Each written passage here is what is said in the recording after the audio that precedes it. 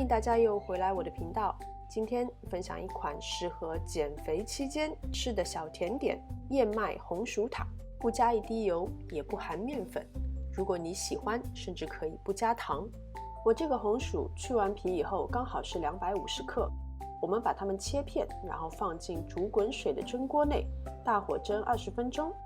趁着红薯在蒸的时候，我们可以先准备塔皮。这里是100克的即食燕麦，然后混合150克的香蕉。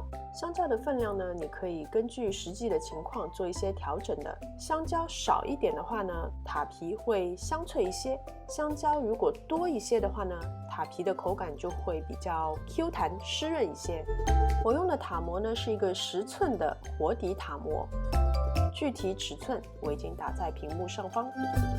然后把这个香蕉燕麦泥呢填入这个模具当中，并且尽可能的稍微把它们填得均匀一些，就送进预热好的烤箱，180度先烤10分钟，让塔皮可以定型。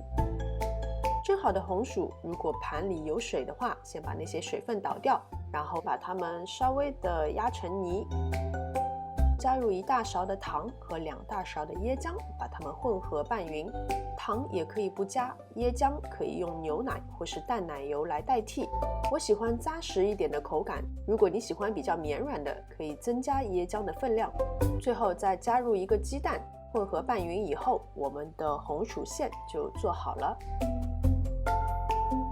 接着就是把这个红薯馅料填入已经烤好的燕麦塔皮中，稍微抹平表面以后呢，就可以继续送进预热好的烤箱，同样的180度再烤20分钟。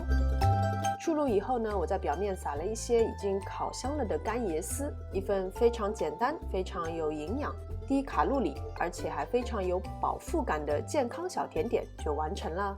最近大鱼大肉吃的有点多，所以把下午茶换成它，真的是非常不错的选择。